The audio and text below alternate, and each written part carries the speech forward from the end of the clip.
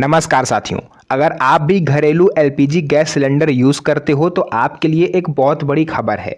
साथियों, अभी रिसेंटली आपने सुना होगा कि जो अमेरिका और ईरान के बीच में जो युद्ध चल रहा था वो कुछ दिनों के लिए रोका गया था, जिससे ये उम्मीद जगी थी कि अब भारत में जो पेट्रोलियम है, जो ईंधन है, वो सस्ता होगा, है ना। और हुआ भी ऐसा ही। हालांकि युद्ध अभी कहा जा रहा है कि चल रहा है, कभी कदार छिड़ जाता है, लेकिन अब उससे ज़्यादा असर ईंधन पर नहीं पड़ रहा है ना। जो जहाज़ हैं वो स्टेट ऑफ हॉर्मुज से निकल रहे हैं, हमारे देश तक ईंधन पहुंच रहा है। तो ऐसे में गैस सिलेंडर वालों के लिए 5 सबसे बड़ी अपडेट आई है। अगर आपके घर में गैस सिलेंडर है, आपके यार दोस्तों के वहाँ है, अगर क्या होगा ही, क्योंकि ये ऐसी चीज़ है सभी के वहाँ होती है। तो इस वीडियो को बहुत ज़्यादा ध्यान से देखिएगा, क्योंकि 5 ऐसे बड़े अपडेट जिन्हें अगर आप नहीं जानते हो तो भैया सिलेंडर तो आप रख लोगे, लेकिन उसके अंदर गैस मिलना आपको मुश्किल हो जाएगा।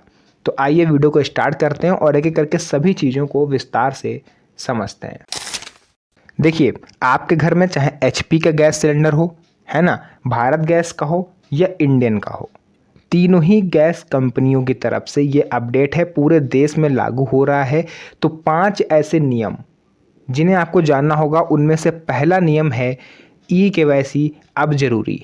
साथियों, आपने पिछले कुछ महीनों से देखा है कि आप गैस की बुकिंग करने के लिए नंबर डायल करते हो कंपनी का, लेकिन आपकी बुकिंग हो नहीं पाती। कॉल अपने आप कट हो जाता है या फिर कुछ उधर से रिप्लाई आपको नहीं मिलता है। एक एसएमएस आ जाता है, उसका मतलब भी आपको समझ में नहीं आता।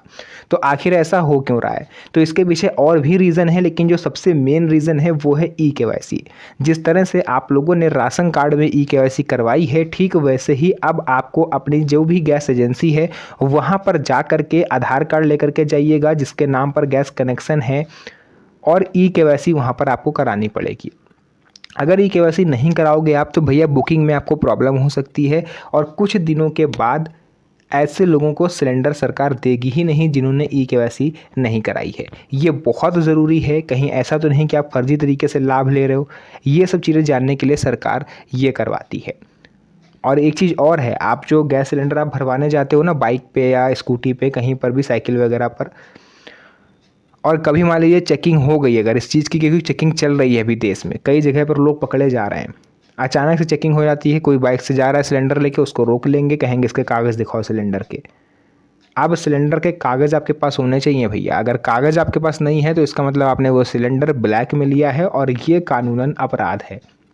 बाकी आप तो समझते ही हो आगे कि अगर आप कोई भी कानूनी अपराध करते हो तो उसका फल क्या होता है, उसका परिणाम क्या होता है, वो मुझे बताने की ज़रूरत नहीं है।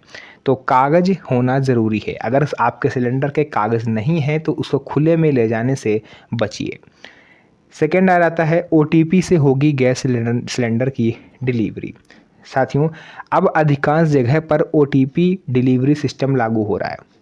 पूरे भारत देश के कई राज्यों में लागू है, हालांकि कुछ राज्यों में अभी लागू नहीं है, क्योंकि सभी के पास मोबाइल फ़ोन नहीं होते हैं, और रिचार्ज ऊपर से इतने महंगे हैं कि लोग करवाते नहीं हैं जिनके पास फ़ोन है ना। तो कुछ राज्यों में ये लागू है, अधिकांश राज्यों में लागू है।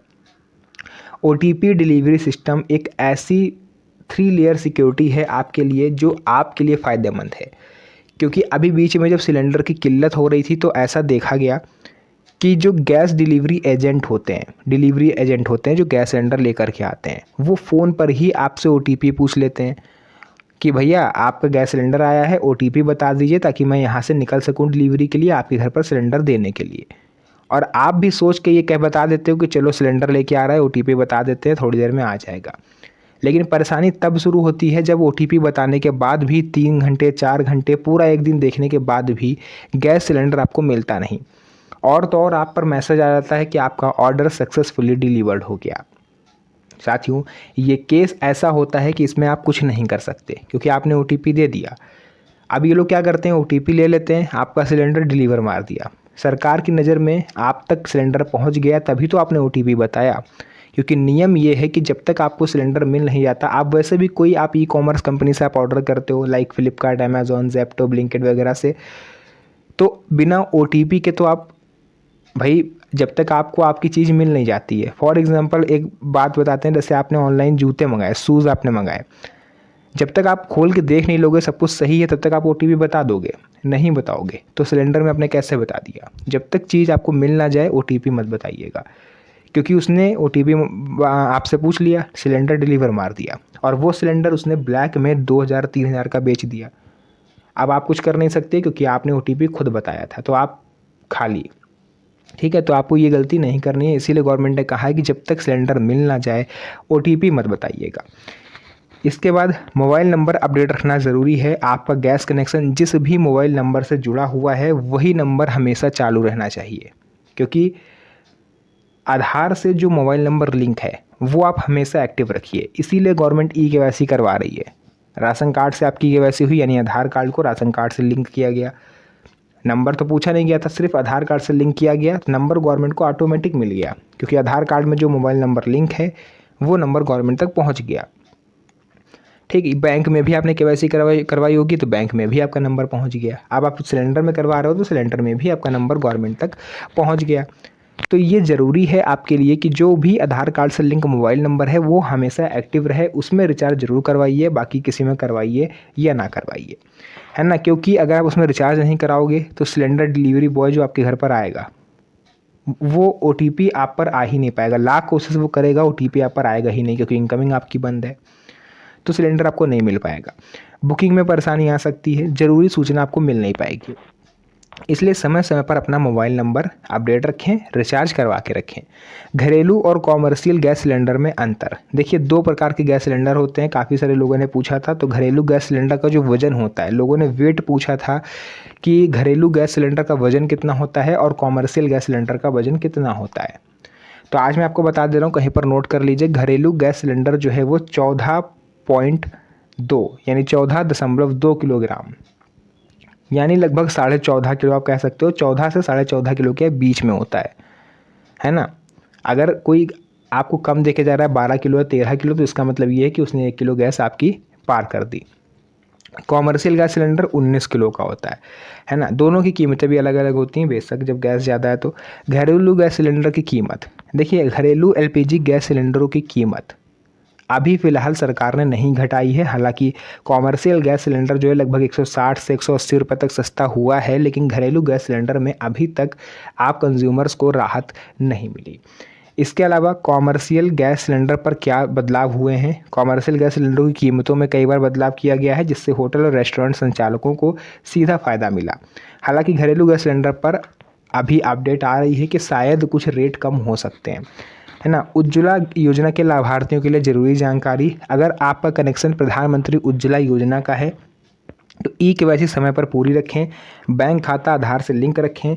लेकिन सबसे बड़ी अपडेट ये है कि गवर्नमेंट ने उज्ज्वला गैस कनेक्शन धारकों को जो सब्सिडी राशि होती है ना, यानी सरकार ने कहा था पहले कि आप 1 साल में 10 सिलेंडर लोगे तो हम 10 पर आपको जो है सब्सिडी देंगे, लेकिन गवर्नमेंट ने उनकी संख्या लगभग आधी कर दी है, यानी 1 साल में सिर्फ और सिर्फ 6 सिलेंडर पर गवर्नमेंट आपको सब्सिडी देगी, जब तक कोई नया आदेश नहीं आ जाता तब तक, है ना। तो ये चीज़ आपको ध्यान रखनी है।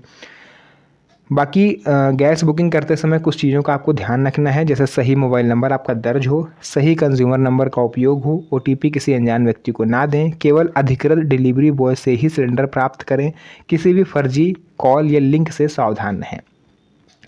बाकी जो भी चीज़ें थी मैंने यहाँ पर आपको पूरा विस्तार से बता दिया है। सिलेंडर जब आपको मिल रहा है तो कुछ चीज़ें आपको चेक करनी है, क्योंकि इस समय सबसे ज़्यादा घपला चल रहा है।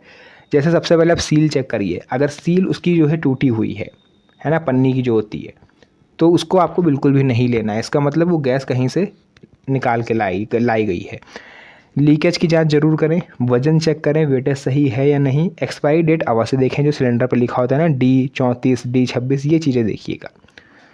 बाकी यही सब विशेष चीज़ें थी जो मुझे आपको बतानी थी, ताकि आप लोग को हर चीज़ जानकारी समय पर हो पाए। तो जो भी जानकारी थी मैंने पूरा विस्तार से बताया। वीडियो पसंद आई हो, वीडियो को लाइक करके चैनल को सब्सक्राइब ज़रूर कर लीजिएगा, क्योंकि इस तरह की वीडियोस मैं आपके लिए बनाता रहता हूं। तो फिर से मुलाकात होगी आप सभी से एक और नई मज़ेदार वीडियो में। तब तक के लिए धन्यवाद। जय हिंद।